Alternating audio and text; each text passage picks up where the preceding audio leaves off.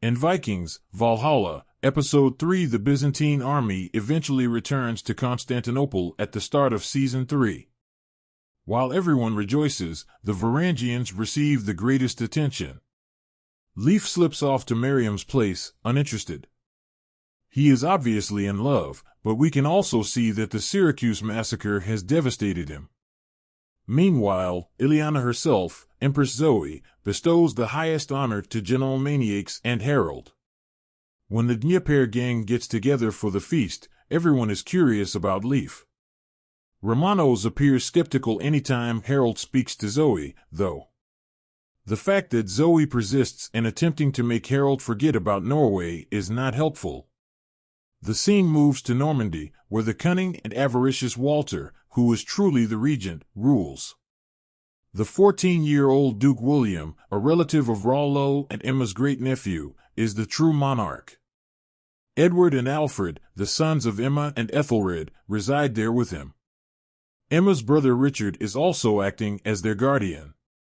The established dynamics become apparent as soon as Emma and Canute arrive. Richard and Emma are very close. Emma is the object of Alfred's affections, but Edward despises her for leaving him and Canute for taking his crown. Walter declines Canute's request to establish trade with Normandy, and William merely nods in agreement.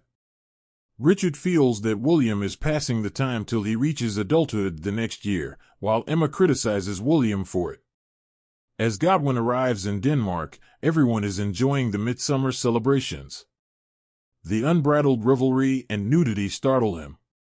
When he meets up with his spouse Jitha and their two sons again, he discovers that Forkbeard isn't even there. However, Canute's son Prince Harold Harefoot is present.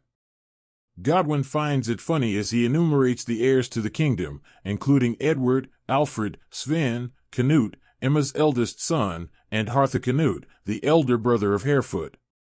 But Harefoot is not put off by this. Godwin becomes enraged and tries to vent about how Emma has effectively banished him to deal with Harefoot, but Jitha diverts his attention. Winds attack the clearing, though, and cut them off. Godwin battles his way to Jitha after she is captured. She also assists in defeating some winds, and after they win, Harefoot recognizes Godwin as a peer. When Harold returns to Constantinople, he is led through creaking doors and dimly lit underground corridors before entering Romano's treasury.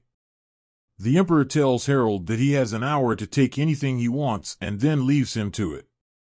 He is given a key by Zoe, who says he is free to steal everything he wants. However, our extremely conceited prince begins to accumulate every bit of treasure, which he then hands Kaysan to store. Jokingly, Kaysan says he was afraid Romanos was going to put Harold in jail for talking to Zoe. When the topic of Leif comes up, Harold eventually discovers him setting fire to all of his books. Leif acknowledges that while he was seeking information, he lost himself and is accountable for a massacre. The location he last knew himself is where he wishes to go. As he grabs the mysterious map and sets forth, a sorrowful Harold bids him farewell. Subsequently, we witness a sickly Fridas receiving a vision from the seer claiming to be Uppsala's last daughter and proposing a new home for their people. After recuperating, she learns that Magnus is in the vicinity of their coast. Collectively, the locals concluded that he was the one who had poisoned them. Deciphering her vision, Fridas realizes that it is time to leave Jomsburg rather than continue the feudal struggle. Emma confides in Canute that she regrets being away from her kids in the interim. For their safety, she had transferred them to Normandy, but she never considered returning them once Canute